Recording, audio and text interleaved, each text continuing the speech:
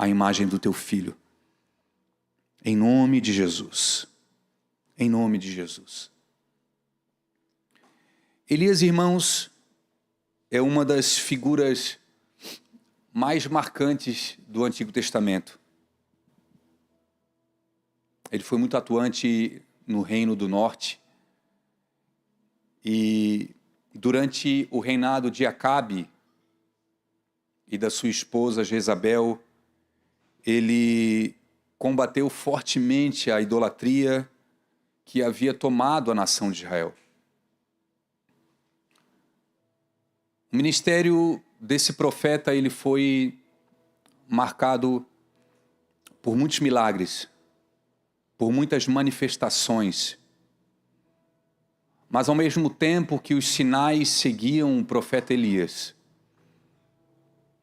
todas as palavras liberadas por Elias eram como sentenças da parte de Deus à nação de Israel. Elias, quando falava, Israel tremia, irmãos. Quando Elias falava, Israel, ao mesmo tempo que era confrontado, Israel era levado a um lugar onde eles saíam da zona de conforto. E talvez essa, irmãos, é uma das principais características de um ministério profético. Pastor Bruno, eu não estou vendo ele está lá atrás, né? Ele falava ontem aqui no seminário. Esse negócio, irmãos, de descobrir CPF, isso aí acabou, irmãos. Não que valeu para um tempo passado, nunca valeu. Mas aqueles que foram ensinados e instruídos pela palavra do Senhor, essas pessoas não se satisfazem mais com esse tipo, abre aspas, de profecia. Porque isso não é profecia, irmãos. Profecia, ela te leva a um lugar em Cristo. E profecia, ela te tira do pecado, ou melhor, te instrui a sair do pecado. Toda palavra profética da parte de Deus que não te gera um desconforto, geralmente isso não é de Deus. Você pode pesquisar, irmãos, desde o início da Bíblia, quando o ministério profético ele começou a se manifestar. Todas as sentenças da parte de um profeta que não eram dele, mas eram da parte de Deus, traziam um desconforto ao povo. O profeta não vinha, falava coisas boas. O profeta vinha e falava assim, meu irmão, abre teu olho. O chicote vai estalar pro teu lado. Ou tu se arrepende. Ou o juízo de Deus vai vir. E talvez, no Antigo Testamento, uma das figuras mais marcantes no ministério profético era Elias. Seu ministério ele foi marcado por um profundo desconforto a Israel. Não porque ele causou isso, mas porque ele expôs o pecado, o quanto a nação estava desalinhada a Deus. Eu acredito, Romo, que Elias não teria lugar nos nossos púlpitos hoje. Porque Elias não traz curtida. Os rios de Elias, ou Jonas, eu acho que não seriam muito vistos, não. E logo, algum pessoal de Brasília ia podar ele. As redes sociais de Elias provavelmente seriam bloqueadas, irmãos. Porque isso faz parte da manifestação profética. Um profeta, quando ele vem, ele traz conforto. O profeta, ele é diferente, irmãos. Todo profeta bíblico era diferente. Não pela sua aparência, mas porque Deus havia colocado algo nele. Os profetas não eram compreendidos, os profetas eram injustiçados, mas eles tinham um chamado da parte de Deus. E a única coisa que restava para eles, a única coisa que valia para eles, a única coisa que fazia sentido na vida de um profeta era trazer a palavra de Deus. Se Deus falou, eu falo. Se Deus não falou, eu não falo. Um profeta bíblico, irmãos, ele não é marcado simplesmente por palavras assertivas. O profeta bíblico, ele é encharcado por um coração bíblico. Porque você pode falar das coisas de Deus, mas o seu coração não está alinhado a Deus. Você pode falar coisas boas às pessoas ou coisas que as pessoas precisam se arrepender com segundas intenções. Você conhece gente assim, irmãos? Eu falo por interesse. Eu falo porque isso vai trazer uma repercussão. Talvez na Bíblia, um dos profetas mais mal vistos é o profeta Balaão. E você pode estudar a vida de Balaão. Balaão, ele não trouxe uma palavra errada. Todas as palavras que Balaão falou, irmãos, foram palavras da parte de Deus. Só que o coração dele era corrompido, Romo. Ele falava com interesse, porque ele estava interessado na recompensa. Vai que Deus permite que eu amaldiçoe o povo, o Elton. Vai que Deus. Cara, vai vir uma recompensa por parte de Balaque. Vai que Deus me permite entrar em determinados lugares e eu falar aquilo que está no meu coração. Interesse, irmãos. Falso profeta. Por que Elias, ele fala o que fala? Porque Israel estava corrompido. E essa corrupção não foi originada no povo, irmãos. Isso nasceu no palácio. Isso nasceu na cadeira do rei. Tanto que várias palavras desse profeta foram destinadas a Acabe. O profeta Elias, ele foi tão mal compreendido pelo rei, que depois da profecia, da palavra profética que ele trouxe sobre a seca de 3 anos e pouco sobre Israel, quando ele aparece de novo, Acabe fala assim: és tu o perturbador de Israel? É isso que os profetas são para muitas pessoas, irmãos, alguém que perturba a tua vida. É alguém que te tira da zona de conforto, é alguém que te tira de um lugar de acomodação, é alguém que te tira de um lugar aonde você peca e ninguém fala nada. Os profetas, eles são especialistas em colocar você de frente de um espelho e te mostrar para você mesmo. O profeta, irmãos, ele não te condena. O profeta, ele só te coloca na frente do espelho. E ele te mostra para você mesmo, porque você se achava alguém que na verdade você não era. Você estava vendo uma imagem que não era sua. Então o profeta vem com a palavra de Deus, apresenta a lei de Deus para você e você se vê. Quando isso gera arrependimento dentro de ti, irmãos, glória a Deus e aleluia. Que bom. O problema é quando você acha que aquilo que você ouviu é muito pesado, é muito duro.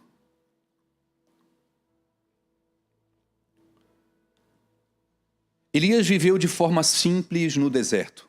Ele usava roupas feitas por pelos, um cinto de couro, o mesmo padrão que João Batista, que antecedeu o ministério de Cristo, usou.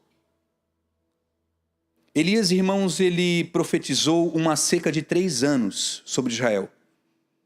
A palavra que ele trouxe sobre Israel gerou fome, sede, morte de animais, de pessoas, um desespero generalizado. Por consequência, depois de algum tempo da palavra que Elias trouxe sobre a nação de Israel, chegou um tempo que Samaria, a capital do reino do norte, irmãos, vendia cabeça de jumento a preço de prata, 80 ciclos de prata. Tamanha era a fome da nação de Israel. Foi o Elias que profetizou. Por causa da palavra de Elias, nós conhecemos o texto, a viúva de Sarepta chegou ao seu limite somente com um punhado de farinha e uma botija de azeite. Por que isso, irmãos? Porque havia seca em Israel. O profeta era mau? Não, não. O profeta só estava querendo abrir os olhos do povo. Se voltem para o Senhor, vocês estão voltados para Baal. Vocês estão voltados para Azerá. Vocês estão voltados para Mamon. Vocês estão olhando muito para vocês. Vocês estão muito preocupados com a vida de vocês, com os planos de vocês, com essa terra que vai passar. Vocês estão preocupados em acumular tesouro, aonde a traça, a ferrugem consome.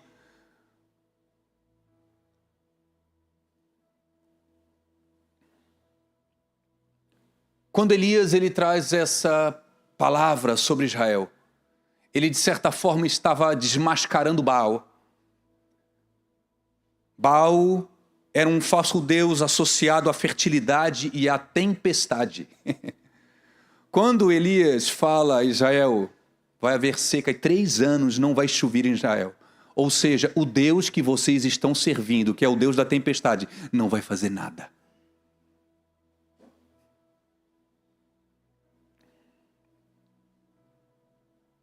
Coloque lá para mim, Romero, 1 Reis, capítulo 16, verso 30. Por que Elias profetiza o que profetiza? Por que ele fala o que fala? Não tem a ver, irmãos, entenda uma coisa, nunca tem a ver com Deus. Sempre tem a ver com a maldade e a corrupção do homem. E Deus só está querendo trazer um alinhamento. Deus, por nos amar, Ele nos repreende.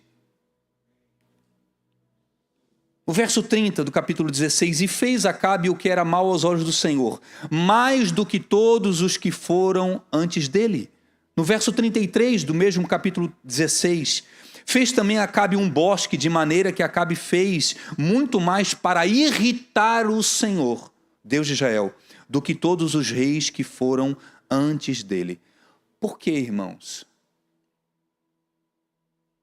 Que houve muitas sentenças da parte desse profeta, esse profeta poderoso em palavras, porque havia corrupção não somente no reino, mas havia corrupção no reinado de Acabe. Acabe havia sido influenciado por sua esposa, então a sentença veio da parte de Deus para o rei e indiretamente para o povo. Quando uma liderança, irmãos, ela se corrompe,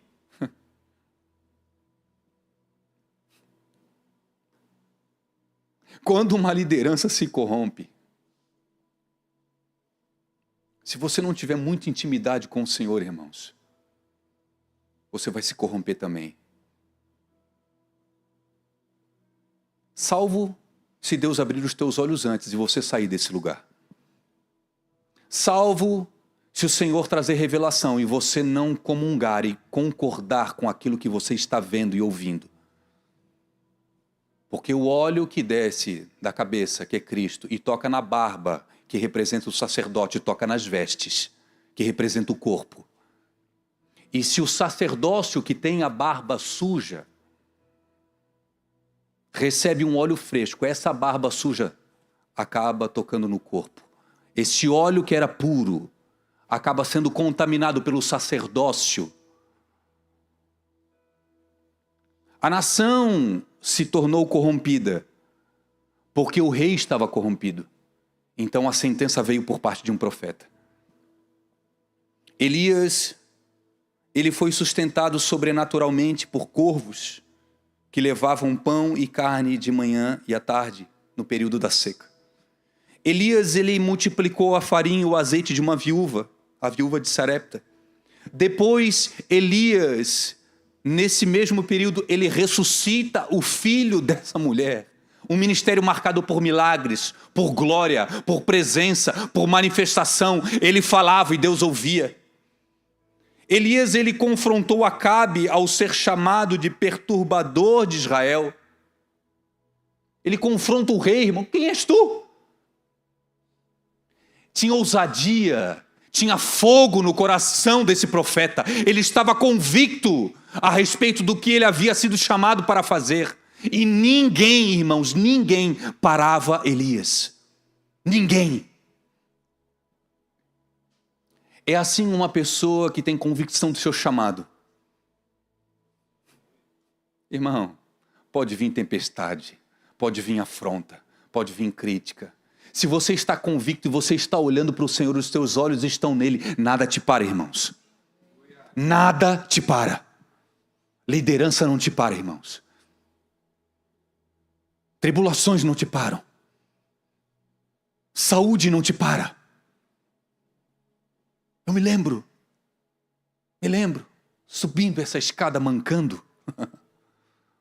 Não preciso falar mais. Segurando aqueles pilares ali. Não precisa, Pai.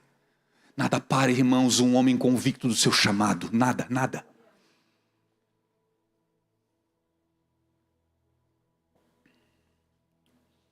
Elias, ele enfrentou 400 profetas de Baal. Onde ele estava praticamente sozinho. Diz a Bíblia que Elias mata esses profetas à espada. Elias matou esses 450 profetas. Você consegue imaginar o que é um profeta matar 450 homens? Só faz isso, irmãos, quem tem convicção. Quem é cheio do Espírito. Elias, quando ele mata os profetas de Baal, ele na verdade estava cumprindo a lei. Porque o idólatra deveria ser morto, Elton. Quando ele faz o que faz, ele está trazendo juízo sobre a nação de Israel. Aquele que assim incentiva a idolatria, segundo a lei, deveria ser morto. Elias ora e desce fogo do céu. Elias ora e não chove. Elias ora de novo, irmãos, e volta a chover. Quem aqui, irmãos, vamos ser muito honestos. Quem aqui com um filho, com um parente, com um amigo, com dor de cabeça, você já orou e colocou a mão na cabeça dessa pessoa e a dor de cabeça não passou? Eu várias vezes, irmãos, várias. Ah, pastor, eu acho que te faltou fé. Irmão, eu não curo ninguém. Quem cura é o Senhor. Nós oramos, cremos. Se o Senhor fizer, amém. Se Ele não fizer, irmãos, amém também. Elias, ele ora, chove. Ele ora, não chove. Ele ora, vem fogo do céu. Elias mata profeta, confronta rei, ressuscita morto. É alimentado, irmãos, por corvo, pão e carne. Ele bebe água do ribeiro enquanto todo mundo estava morrendo de sede. Elias, ele restaura o altar do Senhor que estava destruído. Elias, diante dos profetas, zomba deles. Olha a ousadia desse cara. Quando os profetas, orando a Baal e pedindo a Baal para que descesse fogo do céu, eles se mutilavam e pulavam e se mutilavam. Elias disse, vai que o Deus de vocês está dormindo. Vai que ele está trabalhando, vai que ele está fazendo alguma coisa aí, vocês precisam fazer alguma coisa. Esse homem, depois de profetizar, de ser sustentado, realizar milagres, enfrentar o rei, os profetas, visto fogo cair do céu, ele viu a chuva voltar. Diz o texto que nós lemos, irmãos. Após uma mensagem de uma mulher, ele fica intimidado. Ele recua e pede a morte. Você consegue imaginar isso, irmãos? Um homem que foi perseguido pelo rei, confrontado pelo rei, ele enfrenta o rei. Um homem que diante de 450 profetas, ele zomba desses profetas, mata esses profetas. Esse homem, ele ora, fogo cai do céu. Esse homem ora, não chove. Ele ora de novo, chove. Deus estava com ele. Elias presenciou muitas manifestações. Mas aí chega Jezabel. e manda uma mensagem para Elias. No verso 2 do capítulo 19, Romero.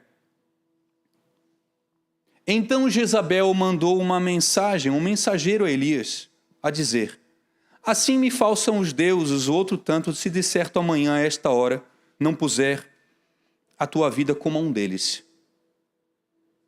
O que vendo ele se levantou para escapar com vida e se foi, e veio a Berseba, que é de Judá, e deixou ali o seu moço. E ele se foi ao deserto, a caminho de um dia, e veio e se assentou-se debaixo de um zimbro, e pediu em seu ânimo a morte, e disse: já basta, Senhor, toma agora a minha vida, pois eu não sou melhor que os meus pais.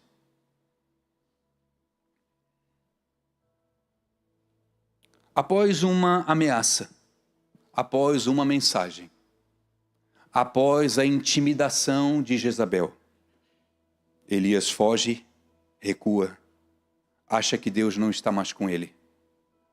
Elias pede a morte, Elias acha que foi abandonado. O mesmo que ora e desce fogo. O mesmo que ora e os céus cerram-se e não chove durante 3 anos. O mesmo que ora por um menino, por uma criança, e essa criança ressuscita dos mortos. O mesmo que presencia um corvo alimentando. O mesmo que, pela sua espada, mata 450 profetas diante de uma mensagem, diante da intimidação de uma mulher. Ele foge, ele teme, ele recua, ele acha que Deus não está com ele, ele desiste da vida, ele acha que é o seu fim, ele acha que tudo acabou. Ele se esquece de tudo aquilo que havia passado. Isso nos ensina, irmãos, que uma grande experiência com Deus não nos blinda emocionalmente e espiritualmente de intimidação do inimigo. Se eu for perguntar aqui para vocês, muitos de vocês já tiveram experiências com o Senhor. Vocês já oraram e as coisas aconteceram.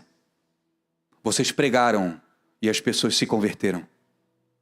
Vocês ajudaram, vocês fizeram, vocês viram Deus fazer coisas sobrenaturais dentro da casa de vocês.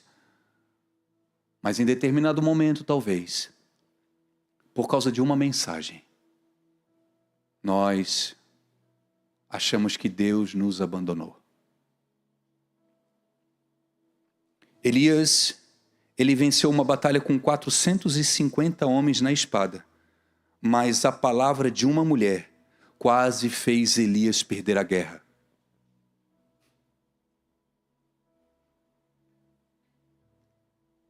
Intimidação. A intimidação do inimigo é capaz de parar os homens e mulheres mais convictos. A intimidação do inimigo muitas vezes é capaz de travar, de blindar pessoas que estão convictas do seu chamado. A intimidação do inimigo, quando não discernida, muitas vezes faz a igreja, ou alguns de nós, fazer como Elias fez: Senhor, tira minha vida. Eu quero morrer. Quem aqui, irmãos, quem aqui já pediu a morte?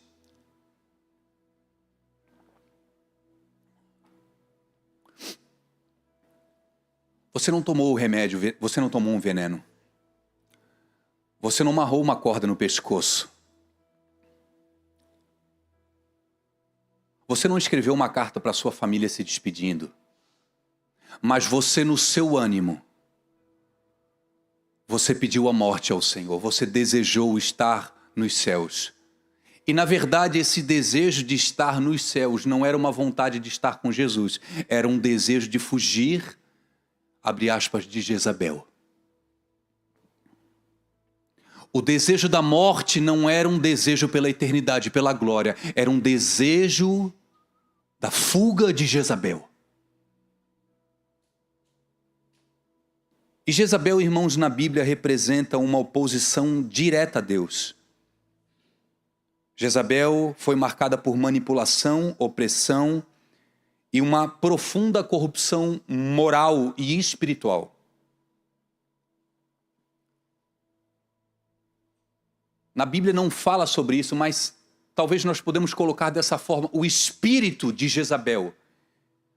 Quando ele confronta a adoração a Deus, quando ele fere a adoração a Deus, ele te leva a um lugar de idolatria. Adoração a tudo aquilo que não é Deus. O espírito de Jezabel muitas vezes é uma influência e autoridade de pessoas para se conseguir algo. Irmãos, eu quero deixar muito bem claro, Jezabel não é uma mulher. Jezabel é uma potestade. Existem homens que muitas vezes são guiados por um espírito de Jezabel. Te fazem tirar os olhos de Cristo para olhar para outras coisas que não são Cristo. Então você para de adorar a Cristo e começa a adorar a pessoas. O espírito de Jezabel, ele te manipula. Você conhece, irmãos, pessoas que têm a ardilosa capacidade de manipular e oprimir os outros?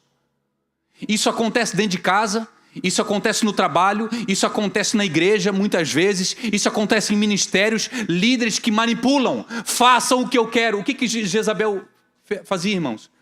Ela tinha um poder de manipulação e opressão que as pessoas ficavam intimidadas com as suas palavras. Se você sair daqui, Deus nunca mais vai te abençoar.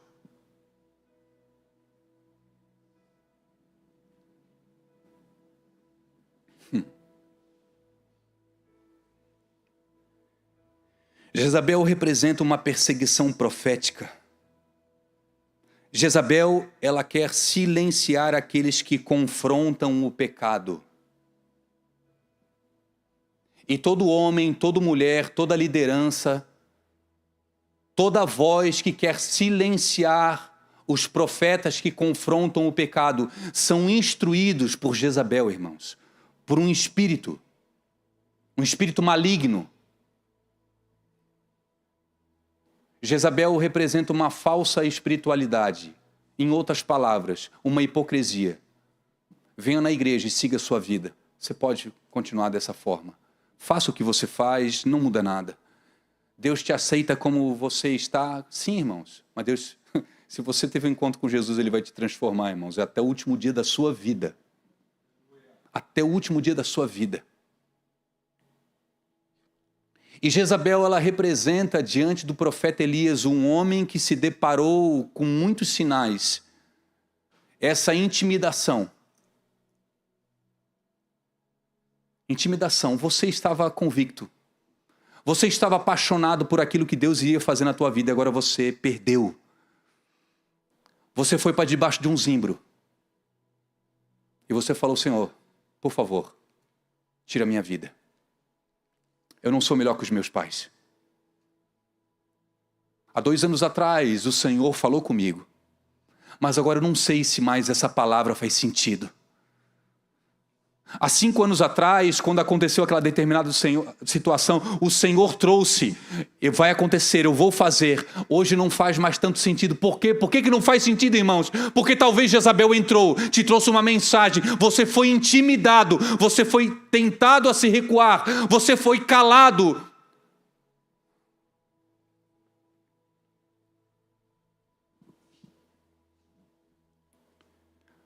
A intimidação pode levar uma pessoa a perder a sua autoridade, silenciar a sua voz e deixar de cumprir aquilo que Deus te chamou para fazer. Eu quero te falar uma coisa, irmão. Se você já foi ou está sendo intimidado, ande na autoridade que Deus te deu. Não entregue a autoridade que Deus te deu a outros. A intimidação, ela pode te tirar você da sua posição. Isso, irmãos, essa intimidação, ela não vem sempre através de uma ameaça. Não, graças a Deus, Dani, eu nunca fui ameaçado de morte. Graças a Deus. Mas você foi criticado. Você foi pressionado. Você foi rejeitado. Olha aqui para mim, irmãos. Sei que o Romero é bonito, mas olha para mim. Eu sou mais bonito que ele. Brincadeira. Brincadeira, irmãos. A intimidação, ela pode vir por uma necessidade de aprovação. A intimidação, irmãos, ela pode deixar os dons espirituais que Deus te entregou adormecidos. A pessoa sabe o que deve fazer, mas se sente acuada. Se sente pressionada.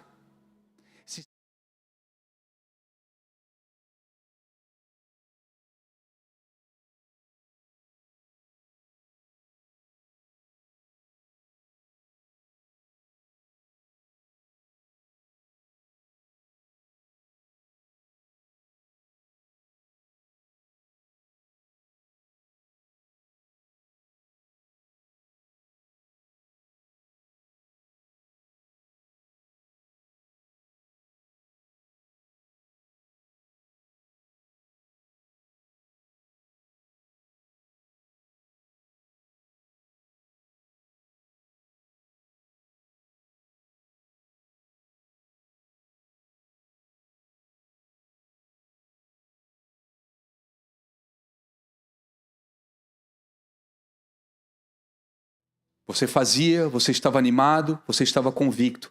Agora, tudo que você tem no coração, um desânimo, um desejo que Deus te leve. Irmãos, quem aqui já não foi intimidado?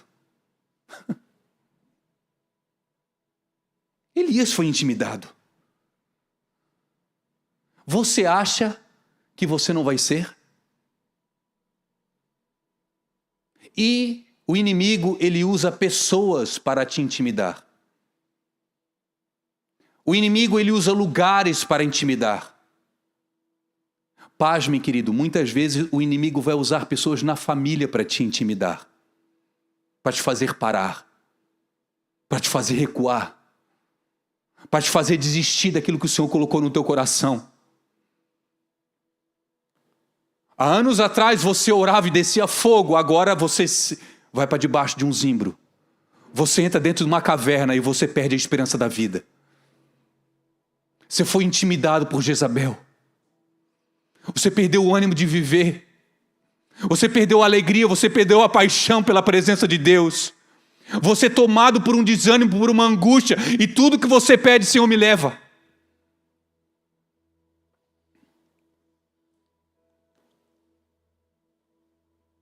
A raiz da intimidação está no medo dos homens. A pessoa passa a dar mais opinião ou peso para a opinião das pessoas, para a aprovação das pessoas, para a reação das pessoas, do que a vontade de Deus. Provérbios 29 e 25 diz que o temor do homem armará laços, mas o que confia no Senhor será posto em alto retiro. Quando você para de temer o Senhor e começa a temer aos homens, irmãos, você é levado a muitos laços. O que aconteceu com esse profeta que fez o que fez em Israel? Ele foi intimidado por causa de uma mensagem. Certo dia chegaram para ti e falaram: você não vale nada.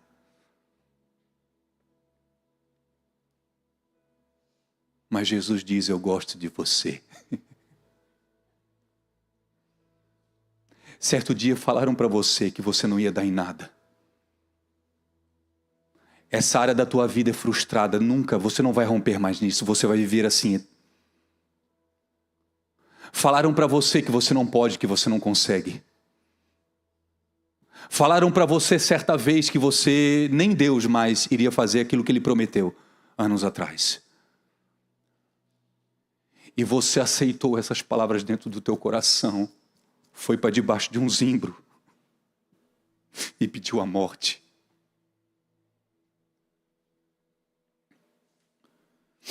Para vencermos a intimidação, irmãos, nós precisamos deixar de temer os homens e voltar a temer a Deus. O temor dos homens nos gera medo. Eu vou corrigir isso aqui, irmãos. O temor dos líderes gera medo.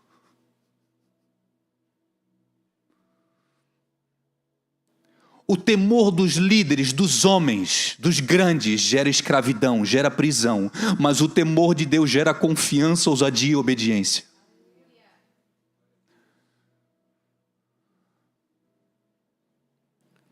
Quanto maior Deus se torna aos seus olhos, menor fica a opinião dos homens. Eu quero dizer algo para você, irmãos, e você guarde no seu coração. Eu nunca falei sobre isso na igreja, irmãos. A gente estava antes do culto aqui, cadê o Luiz? Está lá atrás. Falei para a Lisandra assim, eu estou tão nervoso. Irmãos,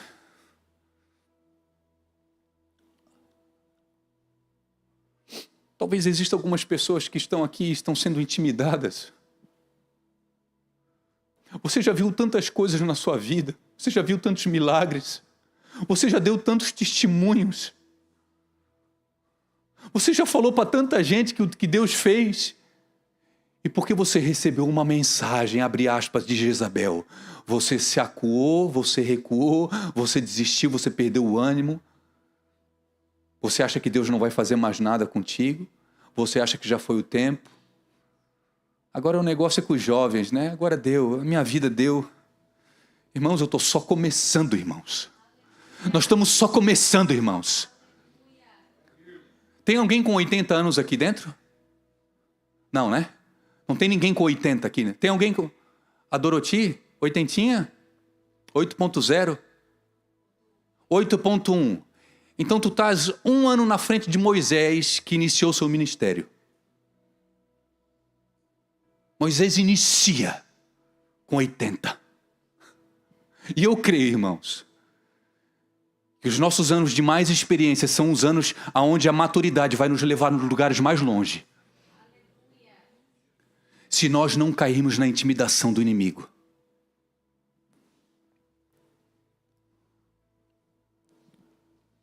Não viva para agradar todo mundo. A intimidação aparece na dificuldade de dizer não, do medo do confronto e na tentativa constante de agradar as pessoas. Aprenda a dizer não. Aprenda a dizer não.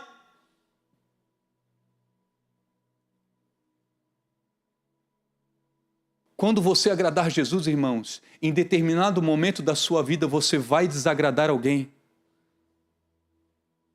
E uma das coisas que eu mais aprendi, irmãos, no ministério, nesse 1 ano e pouco que eu estou aqui liderando a igreja, como a gente desagrada as pessoas quando a gente é levado a fazer a vontade de Deus.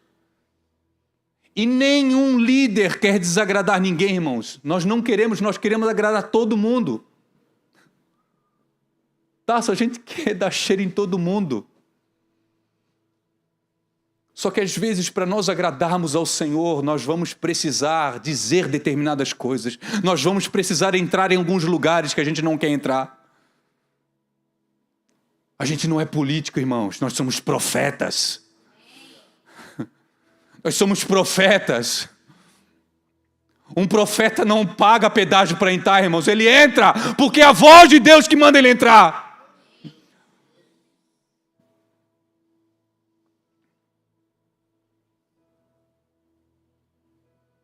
Aprenda a dizer não.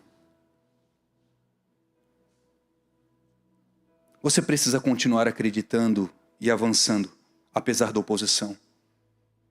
A intimidação quer fazer você parar, mas a fé em Cristo te faz continuar. A intimidação pode fazer uma pessoa que acabou de experimentar uma grande vitória espiritual começar a agir por medo. Ela presenciou coisas, mas quando ela foi intimidada e essa intimidação entra dentro do seu coração, ela se fecha para tudo. Você conhece, irmãos, que pessoas que se fecharam para tudo e para todos? Por quê? Porque talvez lá atrás receberam uma mensagem, abre aspas, de Jezabel, e receberam essa mensagem e guardaram no seu coração, e não foram livres dessa mensagem.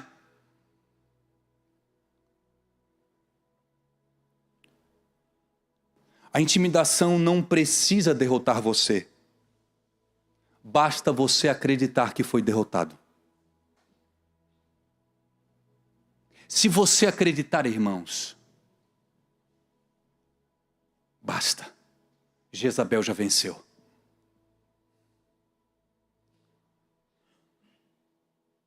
Só que não para por aqui, irmãos. No verso 4 do capítulo 19, Romero. E ele se foi ao deserto, a caminho de um dia, e veio, assentou-se debaixo de um zimbro, e pediu em seu ânimo a morte, e disse: já basta, Senhor, toma agora a minha vida, pois eu não sou melhor que os meus pais. E deitou-se e dormiu debaixo de um zimbro. E eis que então um anjo o tocou e lhe disse: levanta-te, come e bebe.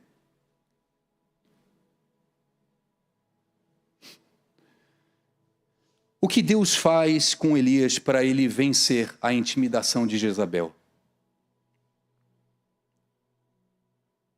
Deus faz algumas coisas conosco. Nós somos filhos de Deus, amém, irmãos? Se você é filho, você é tratado como um filho. Teu pai não vai te deixar sozinho. Você fica tranquilo. Teu pai não te deixou. Teu pai não te abandonou. Jezabel fala que é teu fim, que a tua cabeça vai rolar. Mas o teu pai te diz, nessa noite, tem muita coisa para acontecer ainda, meu filho. Nem olhos viram, nem os ouvidos ouviram, nem jamais penetrou no coração do homem aquilo que Deus tem preparado para aqueles que o amam. Talvez você já passou por isso, talvez você esteja passando por isso. Só que Deus, Ele faz algo com quem foi intimidado. Deus manda Elias se levantar, comer e beber. E eu quero te trazer um conselho nessa noite da parte do Senhor. Talvez você está sendo intimidado ou você foi intimidado por algo ou por alguém. Você recebeu uma palavra que essa palavra entrou dentro do seu coração. Deus manda você levantar desse lugar. Mas pastor, eu não tenho vontade. Levanta, meu filho. Pastor, eu não tenho fome, eu não tenho força. Levanta. Porque tem alimento para você. E tem água para você. Sabe o que é isso, irmãos? Nós precisamos sair num lugar de isolamento.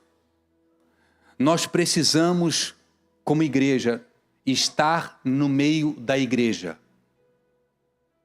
Nós precisamos estar com os nossos amigos, com os nossos irmãos de confiança. Nós precisamos abrir o nosso coração. Nós precisamos sair desse zimbro, dessa caverna. Mas pastor Dani, eu estou sozinho aqui. Aí Deus diz para Elias: Elias, o que tu fazes aqui? Quem te mandou entrar nessa caverna? O teu moço não está aqui, os profetas não estão aí, mas eu estou aqui contigo, tu não está sozinho. A primeira convicção que você tem que ter, irmãos, você não está sozinho. Eu não gosto muito de fazer isso, mas eu quero fazer nessa noite. Repita comigo isso, por favor. Eu não estou sozinho. Deus está comigo. Você crê nisso, irmãos? Você crê nisso mesmo? Então levanta, come e bebe. Sai desse lugar. Mas eu estou sem força. Manda mensagem para alguém. Liga para alguém e pede ajuda. Ora, clama ao Senhor. O Senhor vai enviar um anjo. O Senhor vai enviar um anjo na tua vida. Nós temos aqui um infiltrado no nosso meio. Irmão César, vulgo arcanjo. Espião da eternidade, Romualdo, em nosso meio. Quando nós chegarmos na eternidade, o irmão César vai estar voando, irmãos. Batendo asa. A gente vai falar para ele assim, irmão César, por que tu não falou? Ele vai dizer assim, glórias a Deus, a Ele a glória.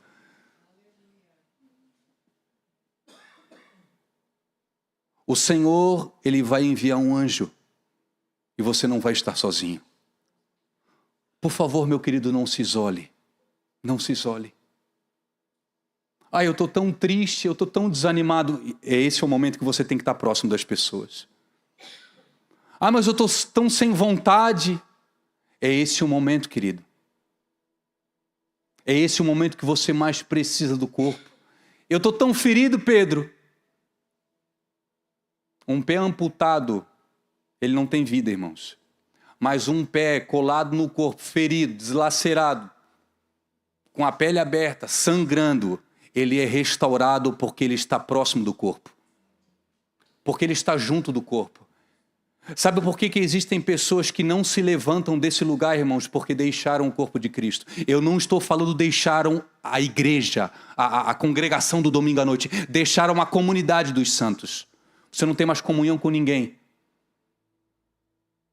Por isso, irmãos, que eu sempre falo para as pessoas que estão chegando na igreja, para os irmãos que estão, irmãos, faça parte do corpo de Cristo, esteja envolvido com os irmãos. Mas pastor Dani, aquele lá é tão chato. Mas você também é chato, irmão. Então 2 chatos vão se ajudar. O pastor também é chato às vezes, e está tudo certo, a gente vai se ajustando. Mas não deixe a comunidade, levanta, come e bebe, irmãos.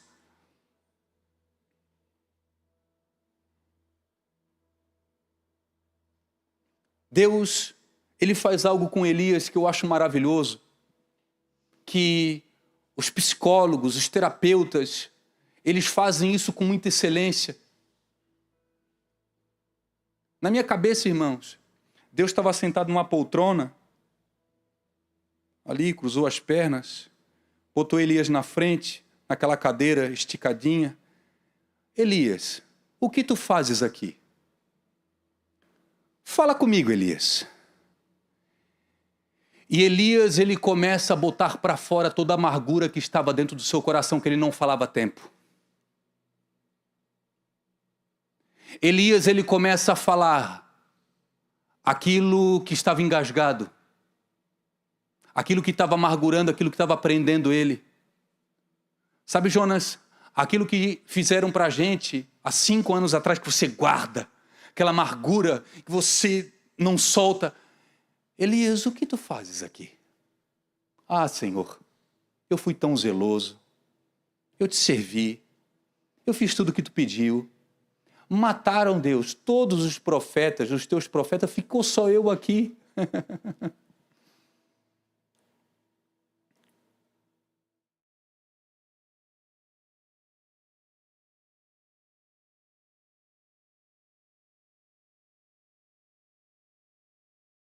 Penetrado dentro do seu coração. Sabe o que Deus estava fazendo com Elias naquele momento? Deus estava espremendo Elias, tirando o veneno lá de dentro.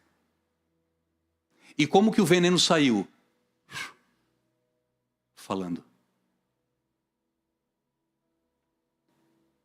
Hoje uma das maiores armas do inimigo é calar as pessoas diante das intimidações, dos medos e das frustrações que elas tiveram. E elas morrem amarguradas. Irmãos, nós frequentamos uma comunidade pequena, mas a gente conhece pessoas por aí, irmãos, está cheio de gente dentro da igreja amargurada, frustrada, com medo, intimidada e não fala. Não fala. Com seus traumas, com seus rancores. Você precisa abrir a boca, você precisa procurar alguém de confiança, irmãos. Você precisa procurar um amigo mais chegado que o irmão, e você chorar com ele, você falar com ele, você voltar para fora, você abrir a boca.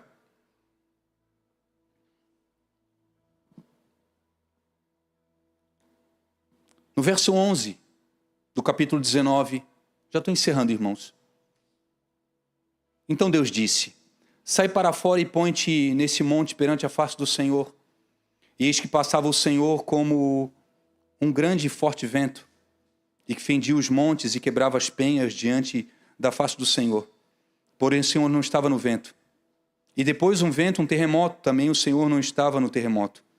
E depois do terremoto, um fogo, porém também o Senhor não estava no fogo. E depois do fogo, uma voz mansa e delicada. Aonde que Elias estava nesse momento, irmãos? No Monte Horebe.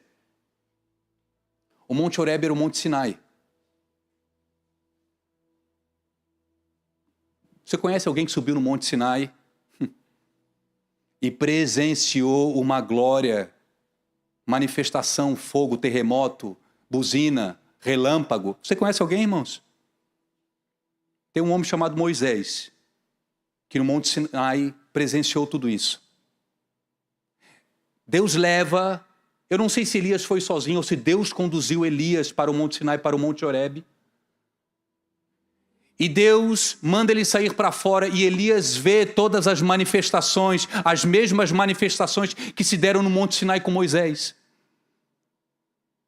Era como se Elias estivesse vendo assim, agora Deus vai fazer algo. Porque ele fez com Moisés dessa forma, então ele vai fazer agora. Não, aí Deus não faz nada. Aí agora vem um terremoto, não faz nada.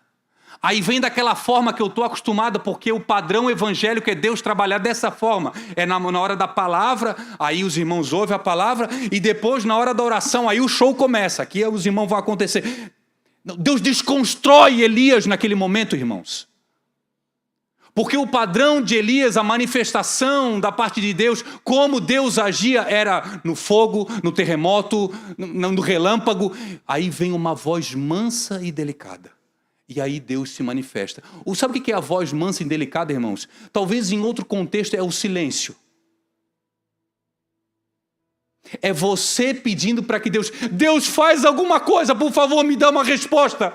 Eu estou angustiado, eu estou traumatizado, eu estou intimidado. Deus se manifesta, tira isso dentro do meu coração. E tudo que você ouve, irmãos, é um silêncio. Como assim, pastor? Ouvi um silêncio. Talvez, irmãos, o silêncio da parte de Deus é a maior resposta, Jefferson. Que Deus está esperando uma resposta sua. O silêncio é uma carta escrita por Deus, que Ele leva no cartório e autentica e coloca um selo, falando assim, eu estou querendo fazer algo dentro de ti. Quem aqui talvez está passando por um período que Deus silenciou, você não está ouvindo nada? No silêncio, irmãos, às vezes não é Deus querendo falar, é Deus esperando você falar. No silêncio, não é Deus querendo falar, é Deus querendo agir dentro de você. No silêncio, irmãos, é Deus fazendo uma cirurgia dentro do paciente. Você já me ouviu falar aqui na igreja? É no silêncio que o paciente ele recebe, na anestesia geral, o médico abre ele e mexe ali dentro. E põe negócio para cá, e põe nervo para cá, e mexe no osso, corta o osso, e tira aqui, põe sangue. E o paciente, irmãos, não está vendo nada, não está ouvindo nada, não está vendo nada, não está discernindo nada. Mas é nesse período que uma voz mansa e delicada vem. Talvez nesse período que você está vivendo, irmãos, um período onde você recebeu palavras, e você acha que Deus está em silêncio. Na verdade, esse é o período onde Deus está desconstruindo você por dentro. Deus está te transformando por dentro. Deus está te lapidando por dentro. E eu vou te dar um conselho, querido. Quando Deus silencia, por favor, dê uma resposta àquilo que Deus já falou lá atrás para ele. Dê uma resposta para o Senhor. Porque existem coisas que Deus já pediu para você fazer. Existem orientações da parte do Senhor que você já recebeu. E você não obedeceu, ou eu não obedeci. Aí lá na frente estamos passando por uma situação e Deus não fala. É como se você tivesse que fazer um caminho de volta.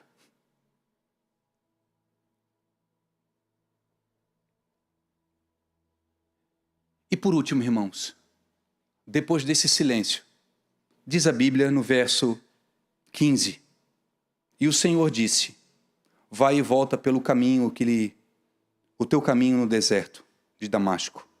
vem e unge Hazael, o rei da Síria. Também a Jeú, filho de Ninsi, ungirás rei a Israel. E também Eliseu, filho de Safate, ungirás profeta em teu lugar. Sabe o que Deus fala para esse homem? Elias, tem muita coisa para acontecer na tua vida ainda. Você ontem estava me pedindo a morte. Você ontem pensou que era o teu fim. Eu quero te dizer, igreja, existem muitas coisas que eu vou fazer na tua vida ainda e você nem imagina. Sabe o que é isso, irmãos? Deus falando? Eu vou te usar, Elias. Você vai ungir o rei da Síria ainda. Você vai ungir um rei no lugar de Acabe. Acabe já é o fim dele. E outra, tu vais colocar um cara no teu lugar ainda. Tu vais preparar um profeta, um discípulo. Existem pessoas que vão viver os teus passos, que vão seguir os teus caminhos, Elias. Não é o teu fim. Por isso levanta, come e bebe. Tem muita coisa para acontecer, igreja. Eu quero te dizer em nome de Jesus, você guarde essa palavra da parte do Senhor, irmãos. Não é o teu fim. Deus vai fazer muita coisa na nossa vida. Deus vai operar muitos milagres. Nós seremos usados. Nós iremos proclamar o Evangelho de Jesus. Existem pessoas que ainda vão se converter através das palavras que nós vamos liberar. Existem pessoas que vão entrar nesse lugar aqui arrependidas dos seus pecados. Eu creio, irmãos.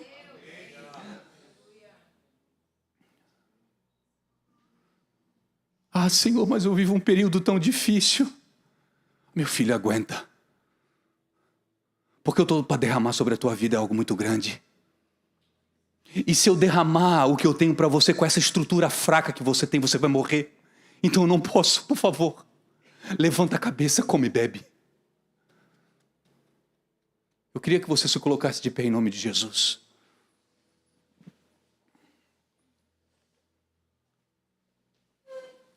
Não aceite a intimidação. Não aceite, irmãos. Não aceite a intimidação. Eu quero orar com você. Eu quero orar.